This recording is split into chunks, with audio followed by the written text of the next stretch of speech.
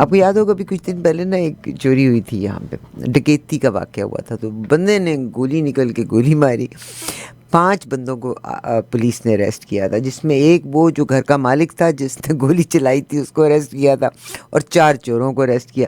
آج بلکہ ڈگ فورڈ بڑے خفا ہو رہے تھے، اور وہ انہوں نے پتہ کیا کہا ڈگ فورڈ نے؟ انہوں نے کہا کہ میں پیسہ دوں گا کہ وہ آدمی جس نے گولی چلائی ہے وہ اپنی قانونی کارروائی کرے، میں سپورٹ کروں گا.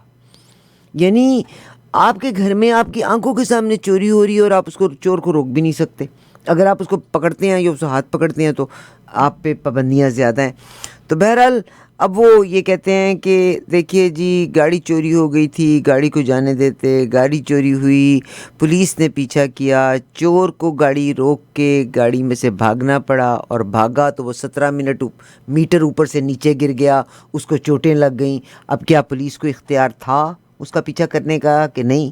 اگر وہ شخص گر گیا ہے اور اگر وہ مر جاتا تو وہ چوری نہ کرتا. کیا فرمائیں گے آپ؟ عارفہ بی بی، یہ میں سمجھتا ہوں وہ پچھلے 2-3 دن پہلے وہ ہمارے جو پاکستان کے وزیر دفاع ہیں خواجہ آصف، ان کا ایک جملہ بڑا وائرل ہوا تھا. انہوں نے یہ جو سینٹ کے چیئرمین اور قومی اسمبلی کے اسپیکر کی تنخواہوں اور مراعات میں جو بے تحاشا اضافہ ہوا ہے اس کے متعلق کہا تھا کہ یہ مالی فحاشی ہے. تو میں یہ کہوں گا کہ یہاں بھی جو واقعات تم نے بیان کیے ہیں تو یہ جمہوریت کی فحاشی کے زمرے میں آتے ہیں. This is taking democracy to its extremes. سوال یہ ہے کہ جمہوری معاشرہ ہوتا کیا ہے؟ جمہوری معاشرے کی جو مغربی تعریف ہے وہ یہ کہ ہر شخص اپنی مرضی سے اپنے کچھ اختیارات ریاست کے حوالے کر دیتا ہے اس ضمانت پر کہ وہ اس کی جان اور مال اور آبرو کی حفاظت کرے گی. لیکن ہم یہاں یہ دیکھ رہے ہیں کہ قانون کو اور انسانی حقوق کی وہ تعریف کی جا رہی ہے جو میرے خیال سے مہمل ہے، ایبسرڈ ہے. دیکھو میں اپنا ذاتی تجربہ بتاتا ہوں. جی سر. 3 سال پہلے میرے ڈرائیو وے سے میری ہونڈا CR-V دن دہاڑے چرا لی گئی. اچھا، آپ بھی وکٹم رہے ہیں؟ میری گاڑی چوری ہو گئی تھی. تو میں نے پولیس کو فون کیا، میں نے اطلاع دینے کے لیے، اس لیے کہ انشورنس کی یہ لازمی شرط ہے کہ اگر آپ کا مال چوری ہوا ہے تو آپ اس کی پولیس کو رپورٹ کریں. میں نے جب رپورٹ کی اور میں نے اس سے پوچھا، جو کانسٹیبل میرے فون کا جواب دے رہا تھا، کہ کیا چانسز ہیں میری گاڑی کے برآمد ہونے کے. اس کا جواب یہ تھا، سر I'll be very frank with you, 0 chances.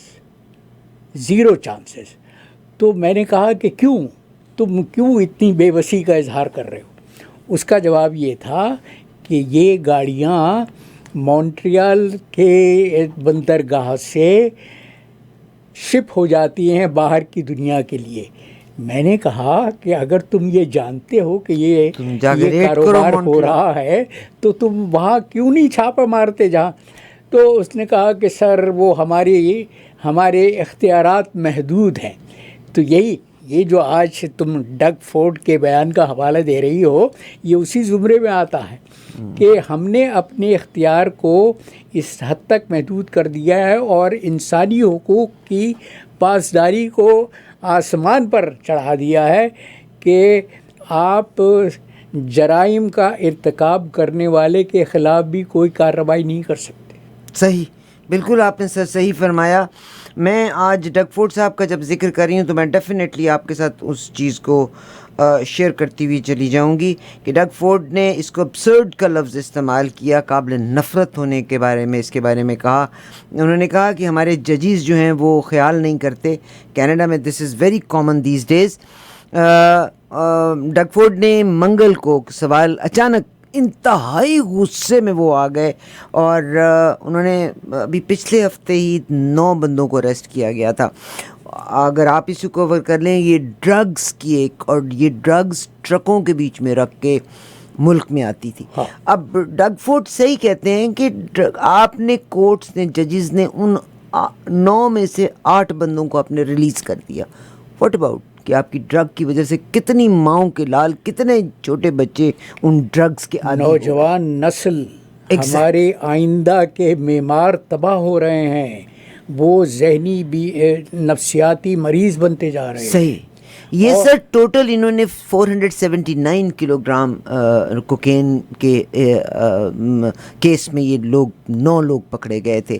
اب انہوں نے, اور جب پولیس نے اس کو کہا تھا تو انہوں نے کہا تھا کہ بین الاقوامی دنیا کی سب سے بڑی ریڈ, بہت بڑا جھٹکا پڑا, اتنی بڑی ریڈ کی گئی, اتنا ڈرگز جو تھیں وہ کینیڈا میں آئی تھیں. اور ڈگ فورڈ آج اتنے اپسیٹ ہوئے کہ ان 9 میں سے 8 جو ہیں وہ رہا ہو چکے ہیں. اور رپورٹر نے ان سے سوال کیا تو انہوں نے کہا کہ میں I am out of control now. پھر انہوں نے بتایا کہ میرے اپنے گھر کے باہر 4 بندے گاڑی چوری کرنے کے لیے آ گئے. یہ سر وہ 9 خوبصورت شکلیں ہیں جو چوری کرتی پکڑی گئی. ان 9 میں سے 8 کی بیل ہو گئی, 8 کی بیل ہو گئی. اور ڈگ فورڈ نے اپنے گھر کے بارے میں بتایا کہ میرے گھر کے باہر جو گاڑی چوری کرنے کے لیے پکڑے گئے, اور ججز کو انہوں نے بہت برا بھلا کہا. دس از ویری اسٹرینج. یہ انصاف کی فحاشی ہے. یہ انصاف کی, مگر سر ہیومن رائٹس جو لا ہے نا, اس کے لحاظ سے چور کے رائٹس زیادہ ہیں بیشتر بجائے. نہیں, لیکن ہمارے ججز کو یہ دیکھنا چاہیے کہ منشیات وہ زہر ہے جو ہماری نوجوان نسل کو تباہ کر رہا ہے. صحیح. یہ جو تم واقعات بتا رہی تھی کہ اب ٹورانٹو میں زیادہ فقیر دیکھے جاتے ہیں, زیادہ گداگر دیکھے جاتے ہیں, ان میں زیادہ تر تعداد ان لوگوں کی ہوتی ہے. ہم یہاں پر بھیک مانگنے والے کو کہا جاتا ہے پین ہینڈلر. تو ان پین ہینڈلرز میں زیادہ تعداد ان لوگوں کی ہوتی ہے, اکثریت ان لوگوں کی ہوتی ہے جو نشے کے عادی ہوتے ہیں, جو ڈرگز استعمال کرتے ہیں اور ان کے پاس پیسہ نہیں ہوتا, تو وہ پیسہ جمع کرنے کے لیے مختلف چوراہوں پر, مختلف ٹریفک لائٹس پر جہاں گاڑیاں رکتی ہیں وہاں پر میں عام دیکھتا ہوں. میں ابھی آ رہا تھا ڈکسی اور 401 کی کراسنگ پر, میں نے جب ایگزٹ لی تو ایک میں نے دیکھا پین ہینڈلر, وہ اس کا کافی کا خالی مگ لیے ہوئے اور وہ بھیک مانگ رہا تھا. تو یہ آپ کو پتا ہے اس کے رائٹس کتنے ہیں؟ اگر اس کو پولیس اریسٹ کری, ایک دفعہ پولیس آفیسر یہاں بیٹھے ہوئے تھے تو انہوں نے بتایا جب وہ جیل میں جاتا ہے اس کا ڈینٹل, اس کا میڈیکل, اس کی ہر چیز اس کو فری ملتی ہے, بہترین اس کو کھانا پینا ملتا ہے. جو نوازشات ہیں, نوازشات خسروانہ ہیں. تو یہ انسانی حقوق کی اور عدل کی بیجا تعریف ہے. اور ہمارے ججز کو یہ سوچنا چاہیے کہ منشیات اسمگل کرنے والا تو معاشرے کی سماجی جڑیں کھود رہا ہے, وہ آنے والی نسلوں کو تباہ کر رہا ہے, اور اس کے جو نقصانات پورے معاشرے پر, پورے ملک پر, پوری جمہوریت پر مرتب ہوں گے, اس کا اندازہ نہیں لگایا جا سکتا.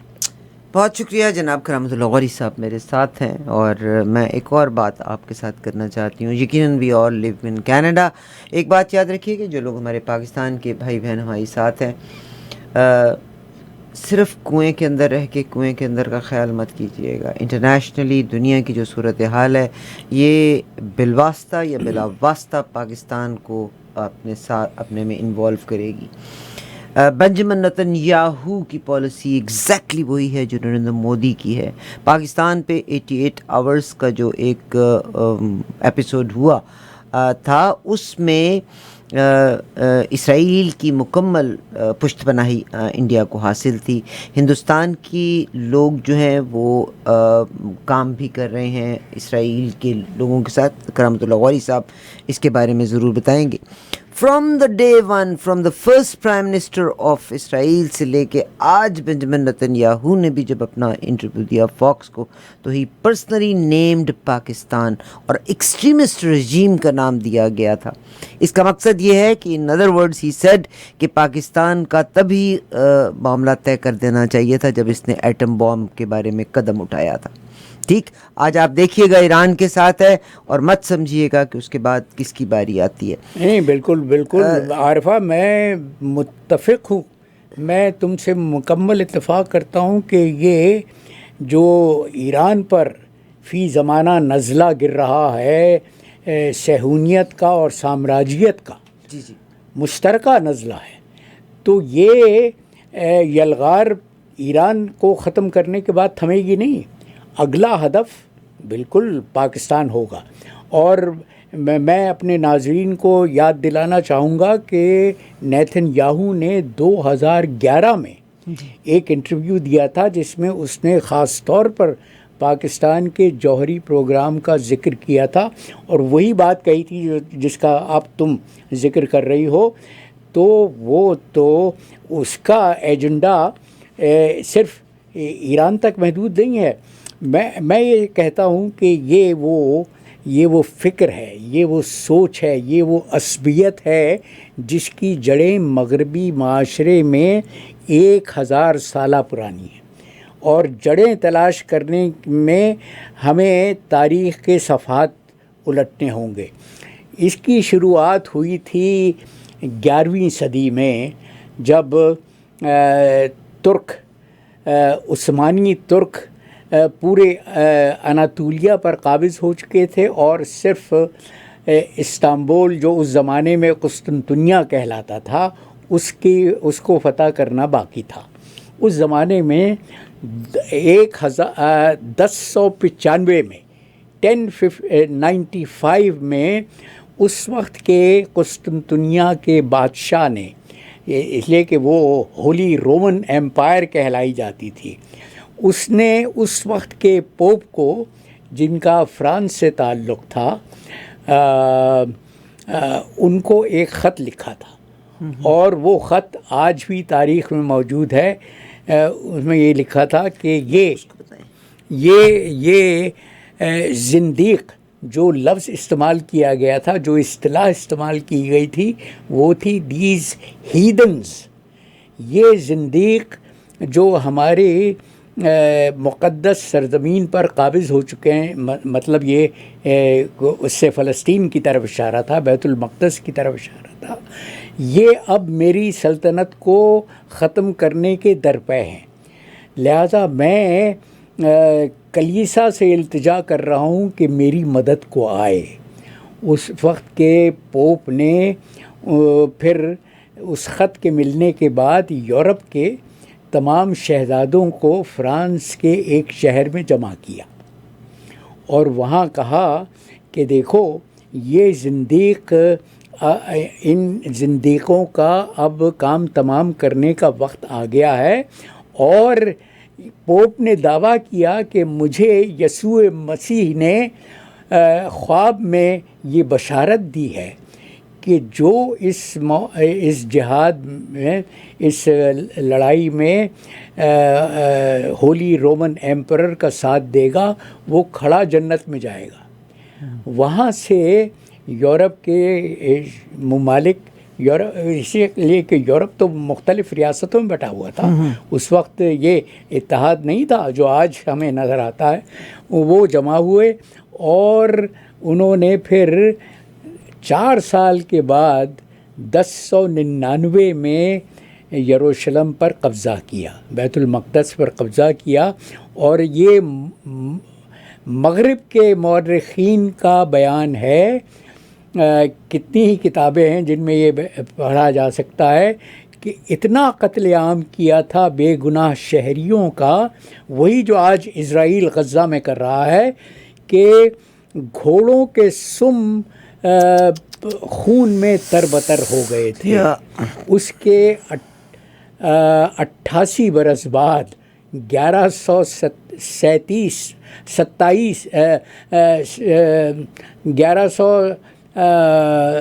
1187 میں 1187 میں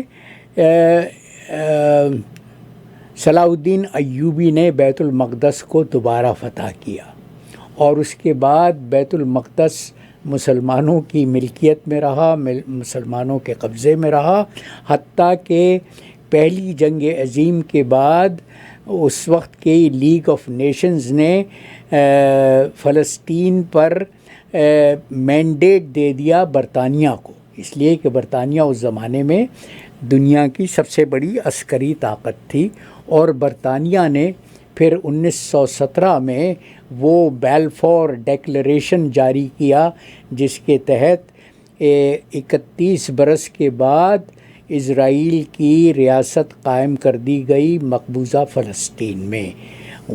لیکن میں کہتا ہوں کہ مغرب آج تک اسلام دشمنی کی اس ذہنیت کو ترک نہیں کر سکا جو 11ویں صدی کے اختتام پر شروع ہوئی تھی۔ مسلمانوں کو اپنی یہ تاریخ یاد رکھنی چاہیے۔ المیہ یہ ہے بی بی کہ آج پوری اسلامی دنیا خاموش تماشائی بنی ہوئی ہے، غزہ کے میں مظلوموں کے قتل عام پر بھی، اور ایران کے خلاف جو ننگی کھلی ہوئی جارحیت اسرائیل نے کی ہے اس پر بھی عالم اسلام میں مکمل خاموشی ہے، اور یہ اس ایران کے خلاف ہو رہا ہے جس کے متعلق ہمارے مصور پاکستان حکیم الامت علامہ اقبال نے کہا تھا 1 صدی پہلے، عرفہ 1 صدی پہلے کہا تھا کہ تہران ہو گر عالم مشرق کا جنیوا، تہران ہو گر عالم مشرق کا تہران ہو گر عالم مشرق کا جنیوا، ممکن ہے کہ پھر دنیا کی تقدیر بدل جائے۔ اقبال کو اس زمانے میں بھی حکیم تھے، دانا تھے، بصیرت تھی ان میں، تو ان کو عالم عرب سے کوئی امید نہیں تھی، عالم عرب سے کوئی امید نہیں تھی، اسی لیے کہا تھا کہ تہران ہو گر عالم مشرق کا جنیوا، ہو سکتا ہے کہ دنیا کی تقدیر بدل جائے۔ سر ابھی آپ جب یہ بات کر رہے ہیں تو آج آپ کو پتا G7 کی میٹنگ بھی ہو رہی تھی، جرمن چانسلر نے بہت عجیب لفظ جو استعمال کیا وہ بھی بڑا اور پاکستان اور دنیا کے ہر ملک میں میرا خیال ہے کہ ہم انتظار کرتے ہیں کہ میرا اپنا بھائی بہن کہاں بلی چڑھے اور مجھے پوزیشن ملے۔ جرمن چانسلر نے کہا ہے کہ ملا حکومت موت اور تباہی لائی، اسرائیل ہم سب کے لیے ایران میں گند کو صاف کر رہا ہے، ٹھیک ہے۔ یہ بھی کہا جاتا ہے کہ جو شاہ ایران تھے ان کا بیٹا is ready to go back, تو اب اگلا، کیونکہ ایران کے پاس ابھی ایٹم بم تو شاید نہیں بنا ہوا، ٹھیک ہے، کہا جاتا ہے 3 سال میں بنے گا، یہ تو تمہیں ایک دم سے اتنی پرابلم کیا آ گئی ہے تمہاری کہ اسی سال مارچ میں جب سینٹ کے سامنے تلسی گیبارڈ پیش ہوئی ہیں، اور تلسی گیبارڈ وہ ہیں جن کو صدر ٹرمپ نے امریکن انٹیلیجنس سروسز کا چیف نامزد کیا، very close to India and اور ہندوستان کے بہت قریب، آر ایس ایس کے بہت قریب ہیں۔ ان کا بیان یہ تھا سینٹ کے سامنے اپنی کنفرمیشن کے سیشن میں کہ ایران کے پاس ایٹم بم نہیں ہے۔ سر آج انٹیلیجنس کی رپورٹ یہ والی آئی ہے، بٹ آئی مین کہ ایران کے پاس ایک دم سے ایسا کیا ہوا، کیا دے آر ان ارجنس کے آیت اللہ خمینی کو اور یہ اسلامک رجیم کو چینج کرتے ہوئے شاہ ایران کو لے کے آئیں، because actual threat is Iran, China and Russia, and Iran is ایلائی of China and Russia. دیکھو ایران کے متعلق تو مغرب کا تصور یہی ہے نا کہ وہ چین اور روس کا پراکسی ہے، ہاں، تو وہ پراکسی کو ختم کرنا چاہتے ہیں تاکہ پھر متحد ہو کر روس اور چین کا سامنا کر سکیں، مقابلہ کر سکیں۔ اور یہ جو جو جرمن چانسلر نے بیان دیا ہے انتہائی اشتعال انگیز ہے، انتہائی قابل مذمت ہے. لیکن جرمنی میں بھی تو اب پھر سے وہ نازی سر اٹھا رہے ہیں. نازی پارٹی، یہ جو رائٹسٹ پارٹی رائٹسٹ پارٹی ہیں، قدامت پسند ہیں. تو یہ جو جرمن چانسلر ہیں یہ تو انہی کے نمائندے ہیں، انہی کے نقیب ہیں. اور اس سے زیادہ اشتعال انگیز پیغام تو صدر ٹرمپ کی طرف سے آیا ہے. انہوں نے یہ اعلان کیا ہے، ایرانیوں سے کہا ہے کہ وہ تہران خالی کر دیں. تہران جو 12 ملین آبادی کا شہر ہے، انہوں نے کہا ہے کہ ایک تو ایران سے مطالبہ کیا ہے ٹوٹل سرنڈر کا، ٹوٹل کیپیچولیشن کا، کہ وہ ایران ہتھیار ڈال دے، اور تہران کے باسیوں سے کہا ہے کہ وہ تہران سے نکل جائیں. اس لیے اور اس وقت آپ پتہ ہے ساری کی ساری سڑکیں بلاک ہیں، بہت سے لوگ تہران کو چھوڑ کے میں مناظر دیکھ رہا تھا. ظاہر ہے کہ لوگ پریشان ہو کے، پینک میں آ کے، بدحواس ہو کے وہاں سے شہر چھوڑ رہے ہیں. لیکن پورے شہر کا انخلا، سوچ سکتی ہو کہ 1 کروڑ سے زیادہ آبادی کے شہر کا انخلا کیا ہوگا. اور لیکن اس کا لب لباب یہ ہے عارفہ بی بی کہ جس دن سے ایران میں اسلامی انقلاب آیا ہے، مغرب کا ایجنڈا یہ ہے کہ اس اسلامی انقلاب کو پلٹ دیا جائے. لیکن یہ مغرب کی غلط فہمی ہے، اس لیے کہ اسلامی انقلاب کی جڑیں تہران میں نہیں ہیں، اصفہان میں نہیں ہیں، شیراز میں نہیں ہیں، بلکہ اندرون ایران ہے، مضافات میں ہے، ایران کے دیہات میں ہے. وہاں ہے جہاں سے اسلامی انقلاب کی جڑیں پیدا ہوئی تھیں، اور وہاں جڑ پکڑ چکی ہیں. اسلامی انقلاب وہاں پہ مضبوط ہو چکا ہے. تو یہ تو دیوانے کا خواب مغربی رہنما بہت عرصے سے دیکھتے آئے ہیں کہ وہ پھر سے شہنشاہیت کو اس ایران پر مسلط کر دیں. اس لیے کہ تمہیں یاد ہوگا کہ جب شہنشاہیت تھی تو اس پورے خطے میں مغربی مفادات کا جو پہرے دار تھا، جو چوکیدار تھا، وہ شہنشاہ ایران تھے. تو شہنشاہ ایران کا بیٹا is ready to go and take over all every thing in. وہ بیٹا باپ کی روش پر نہیں چلے گا تو اور کیا کرے گا.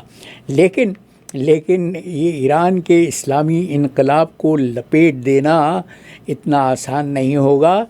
یہ دیوانے کا خواب ہے جو مغرب ایک عرصے سے دیکھتا ہے. سر آپ نے 1095 کا جب ذکر کیا تو آپ نے اس وقت کے ایک پریسٹ کا پیغام بھیجا جو اس وقت کے پوپ کو گیا تھا. اس وقت امریکہ کے جو امبیسڈر ہیں ان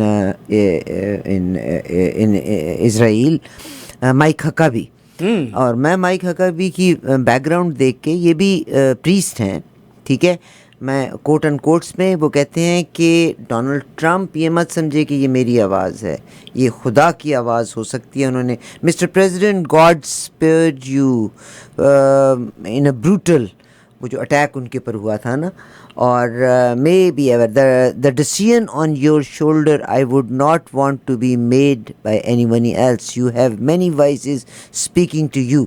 یہ ٹیلی گراف کے مطابق ہکابی نے امریکی صدر کے نام ذاتی پیغام میں لکھا ہے کہ خدا نے آپ کو پینسلوینیا میں جو بچایا تھا، شاید اس لیے کہ اس تاریخ کے آپ مؤثر ترین صدر بن سکیں.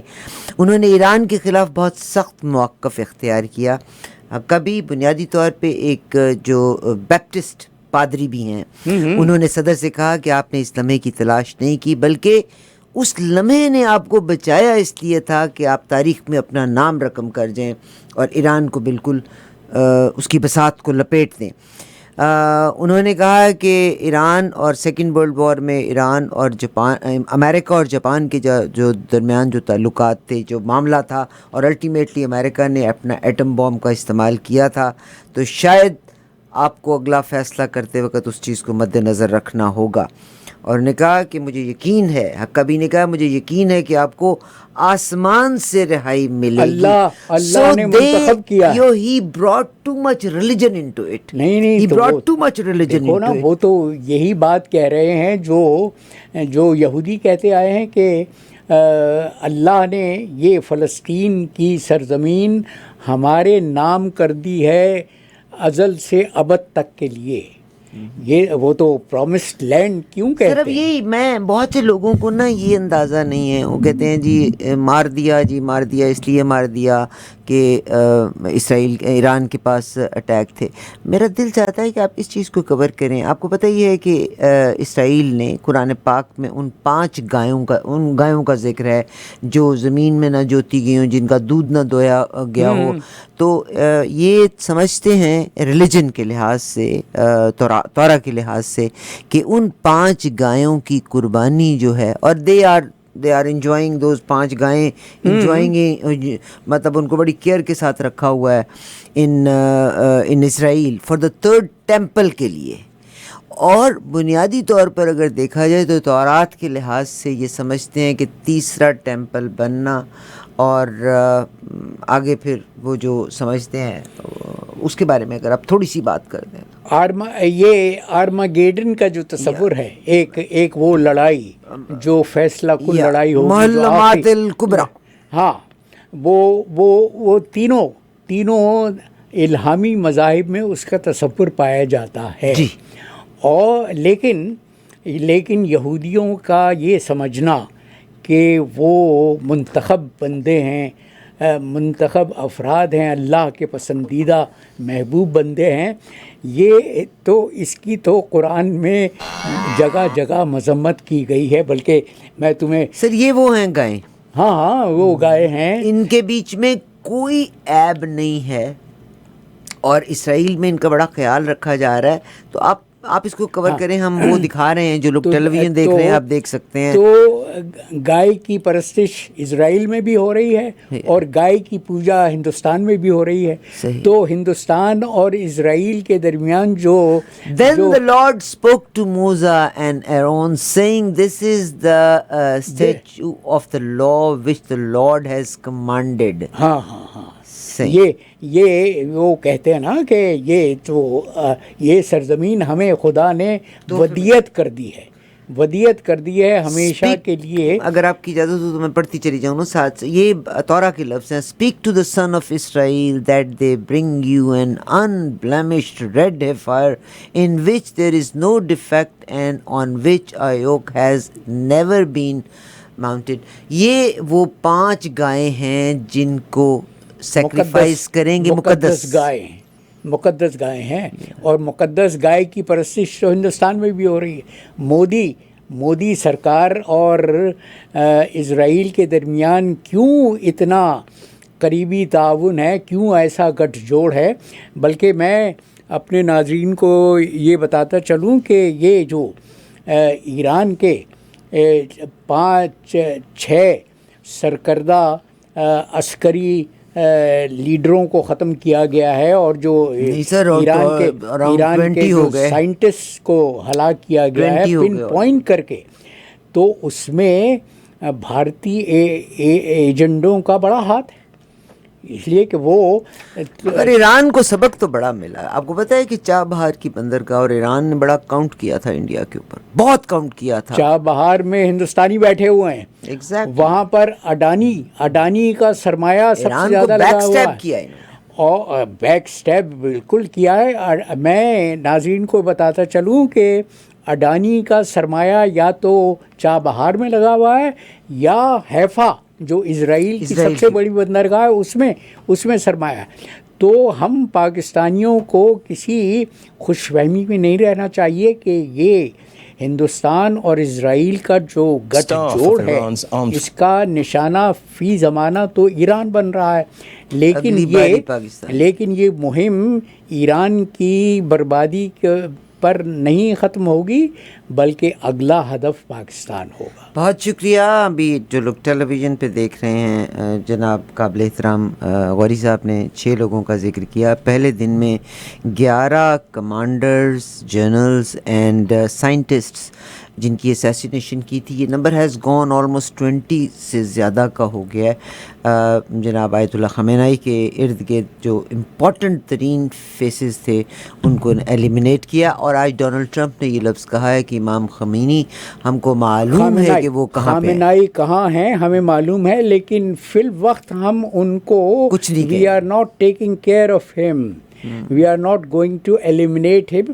لیکن انہوں نے ایک طرح سے تنبیہ کر دی ہے, وارننگ دے دی ہے کہ ہمیں معلوم ہے کہ تم کہاں کہاں رہتے ہو, کہاں چھپے ہوئے ہو, لہذا ہم تمہیں نشانہ بنا سکتے ہیں, لیکن فی الوقت ہم ایسا نہیں کریں گے.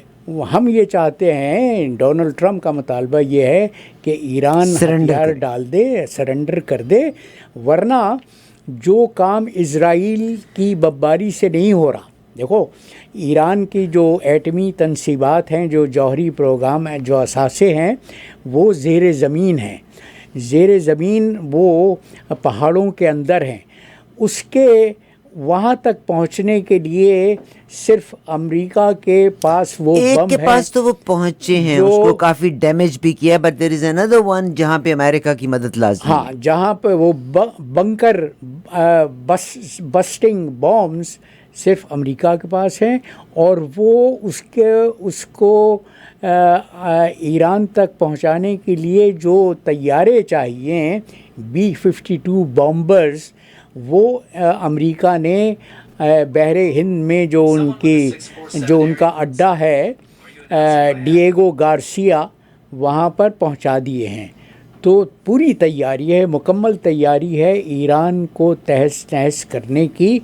اب دیکھتے یہ ہیں کہ ایران کے حریت کا جذبہ, ایران کا جذبہ آزادی کہاں تک مستحکم ہے, اور وہ اس خطرے سے جس کے بادل ایران کے سر پر منڈلا رہے ہیں, کس حد تک تیار ہیں نبردآزما ہونے کے لیے. بہت شکریہ سر. جب آپ یہ ساری بات کر رہے ہیں, میرا خیال اسی پہ ہم اب ریپ اپ کرتے ہیں. ایک اور اسرائیل کے ریٹائرڈ جنرل ہیں, میں ان کے بارے میں بتانا چاہتی ہوں.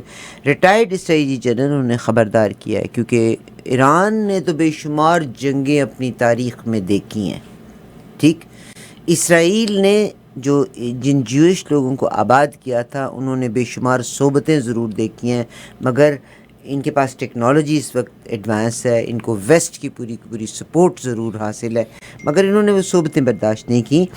یہ ان کے اعلیٰ ریٹائرڈ جو جنرل ہیں یتسہان بریگ, انہوں نے خبردار کیا ہے کہ اگر ایران کی اسٹریٹجی جو ہے پوری نہ ہوئی, ایران کی جو اہداف پورے ہو گئے, تو اسرائیل کو سنگین خطرہ اور نتائج کا سامنا کرنا پڑے گا.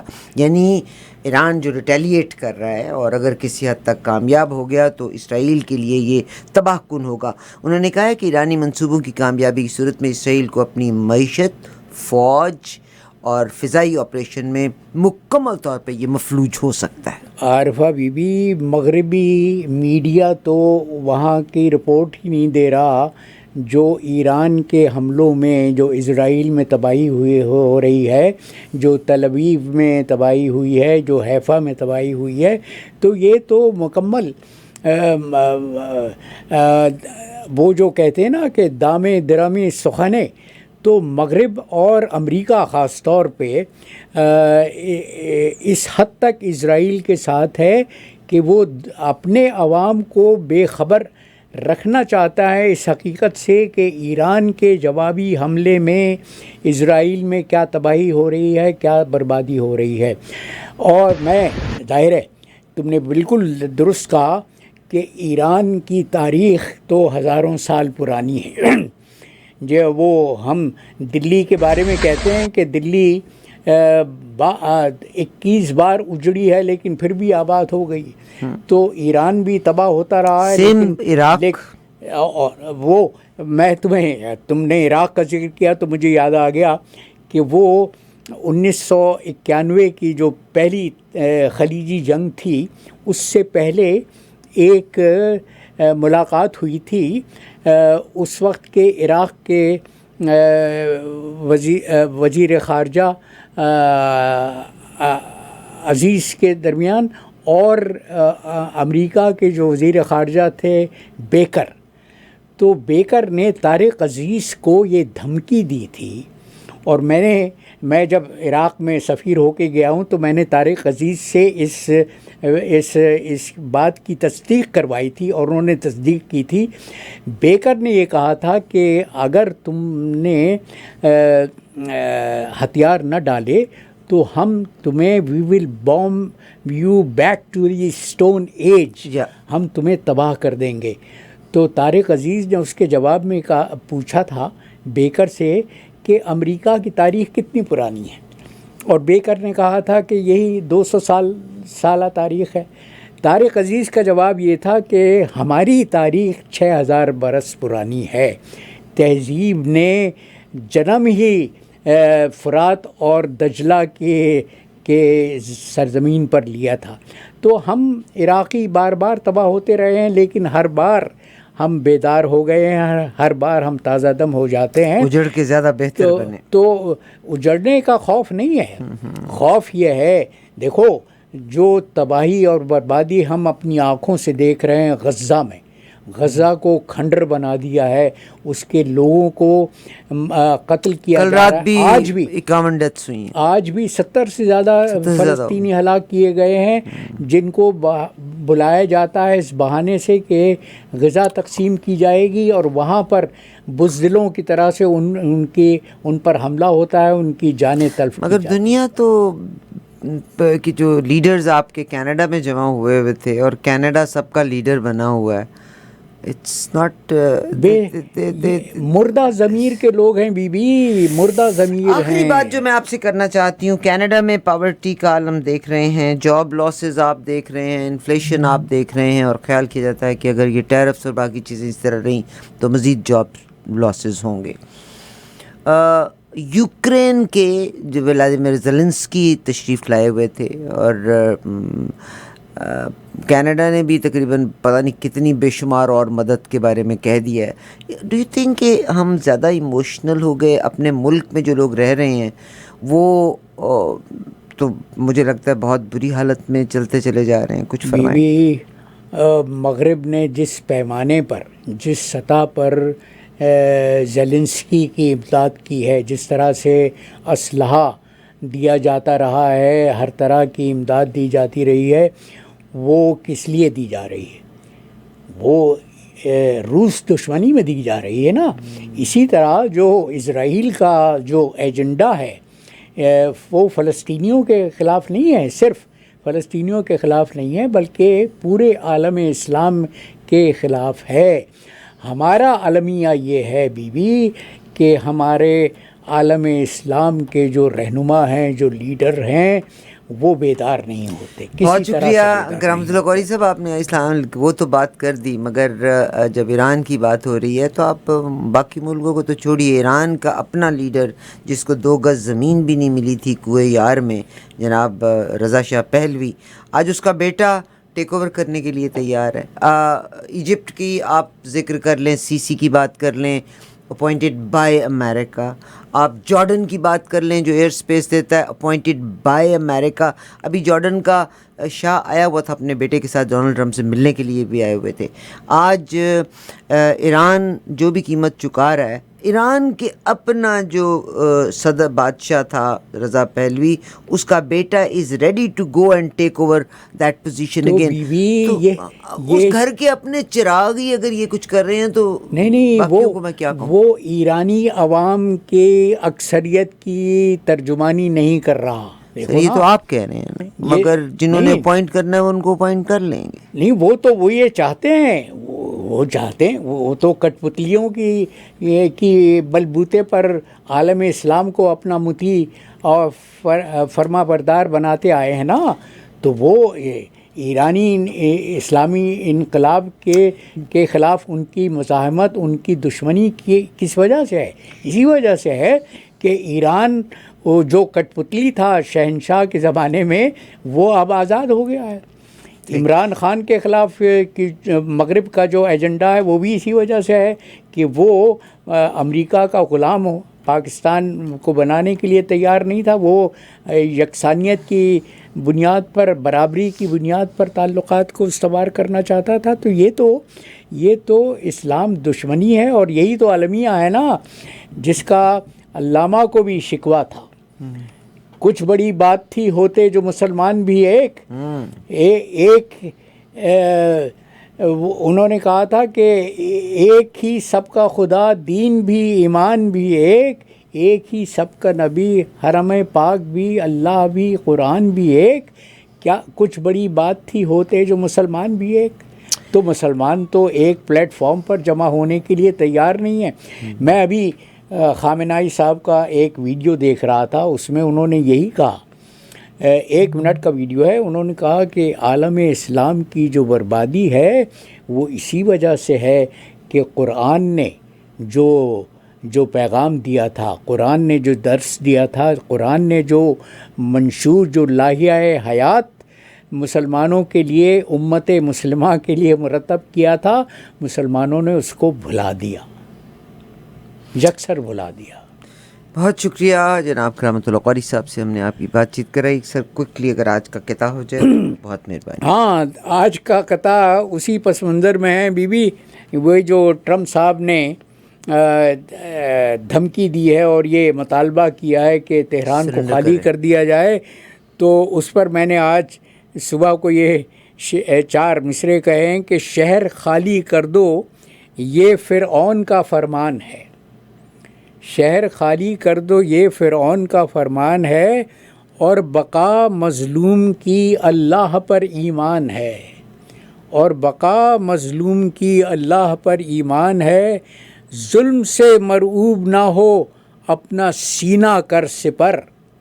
سن رہی ہو عارفہ؟ بالکل جی. ظلم سے مرعوب نہ ہو، اپنا سینہ کر سپر. ہاتھ کو شمشیر ہے اور قلب کو قرآن ہے. کیا بات ہے. ہاتھ کو شمشیر ہے اور قلب کو قرآن ہے. جناب کرامت اللہ قاری صاحب سے اپنی بات کری. ایوری ٹیوزڈے کو ہم آپ کی ملاقات کراتے ہیں. میرے ایک بہت اچھے بھائی ہیں ندیم، آج انہوں نے مجھ سے ان سے کچھ پوچھنے کا کہا تھا، تو میں نے کہا تھا میڈیکل کے لحاظ سے جو پاکستان میں ہو رہا ہے ہم اس کے حوالے سے کوشش کریں گے.